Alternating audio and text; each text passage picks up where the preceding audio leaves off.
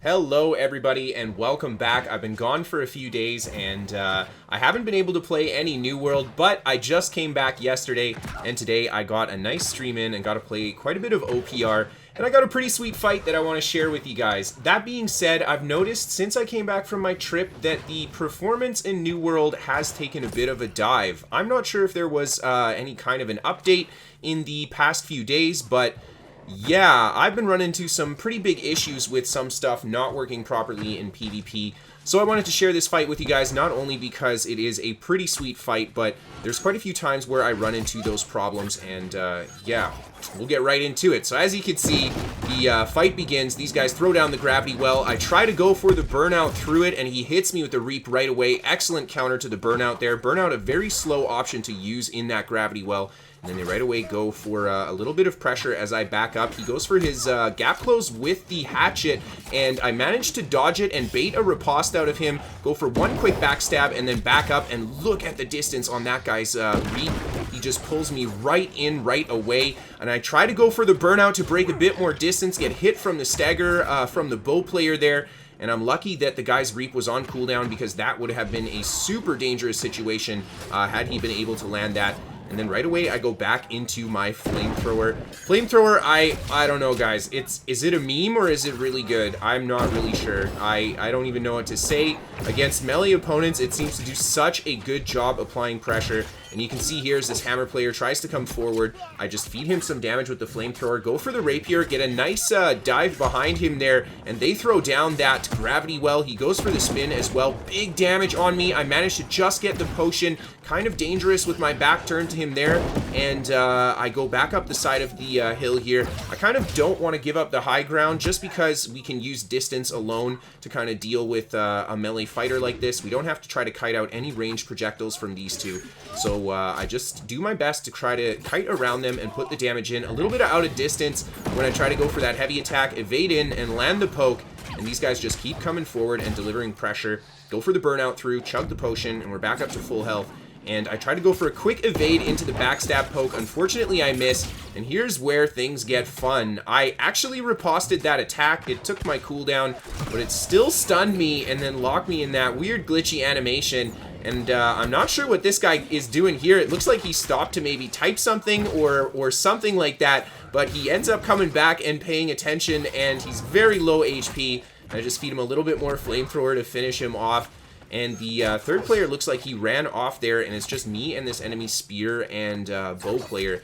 And he's trying to back up and play defensively. Again, I go for the riposte, and he just kicks my riposte right through it, hits me with the stun. I get locked again in that weird kind of glitchy stun, and he is able to escape that quite easily instead of me getting the kill on him there. And he ends up trying to run away, and we're just going to chase him down with the fire staff. Absolutely love Fire Staff Rapier because so good at chasing things down, but there again, I go for the gap closer. It takes my gap closer, doesn't do any damage, and teleports me back to where I was when I initially used the gap closer. I have no idea what's happened in OPR, guys. It was so much better just a few days ago, and I just don't know what to say. I start dueling it out with this enemy hammer and great axe player that comes in here. He starts throwing down a bunch of heavy attacks and stuff, trying to catch me in between my rolls with the heavies. It's something that the melee players do a good job of with the additional swing, especially on that great axe, but I'm doing a good job kiting him. The other player that was lower health comes charging in with his spear. Just a couple ticks of flamethrower to finish him off, and just using flamethrower, no other attacks, I'm able to kill this guy from full health. Yeah, if that's not a testament to how awesome flamethrower is, I don't know what to say. It's definitely amazing when you have to fight specifically the hammer great axe players. It does a good job applying pressure, and you can just keep attacking them at that weird distance where they're just or you're just out of their range. I start going for a bit of pressure on the next hammer great axe player here. He's actually hatchet and great axe. And I get a nice jump on his back there, get good damage in, try to land that riposte. He has his berserk up, so I believe that makes him immune to the stun on riposte. And then I try to feed him the flamethrowers, but he ends up backing up.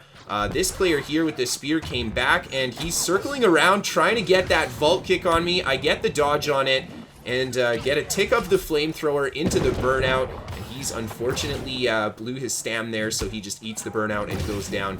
And then right away back to feeding this guy some flamethrowers. He goes for a lot of heavy attacks with the hammer. Again, a good way to try to close that distance against a player who's kiting you like this, but yeah, Flamethrower is just so superior in this situation. It's very, very hard for a melee fighter to deal with.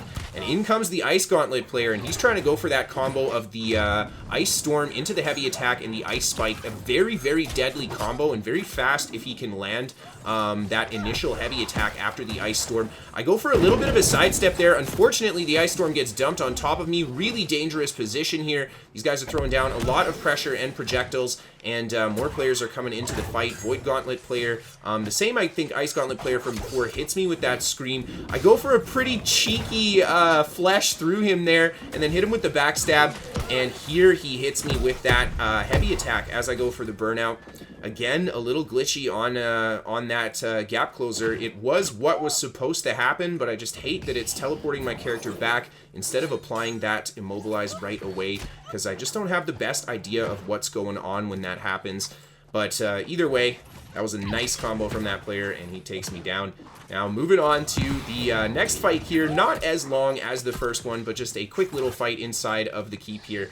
And I'm just going for a bit of pressure against a heavy armor spear and bow player. Very interesting. I haven't fought this a lot. The blunderbuss player is actually running blunderbuss fire staff. He drops off the edge and tries to hit me with the blast shot. It's kind of what I was waiting for from the blunderbuss because, well, if you get hit with the blast shot, at least on live right now, that's basically a death sentence if you're a light armor build like me, so gotta be very careful not to get hit by that. The stagger off the bow shot as I'm trying to run out of the range of the mines there. Really good job from the bow player, but I managed to bait out a good riposte from the heavy armor player, and I gave him a nice little work-in with the combos there, and he ends up going down. And the Fire Staff Blunderbuss player, he goes for the blast shot again, and I'm just waiting for it with the flamethrower out, put the pressure in. He ends up backing up using the blunderbuss mobility a bit, throws the fireball down on me, and I'm just going to keep trying to close this gap and putting pressure on him. My potions are really close to being off cooldown as well. And we go for the mutual flamethrower exchange. He goes for a big incinerate. I read it well, get the roll through it, dodging both ticks, and hit him with a heavy attack to put some big damage in there.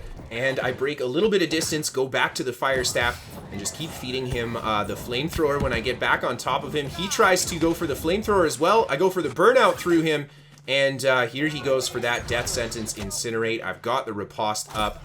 Managed to get a great counter on it. The burn actually still applying from the incinerate there.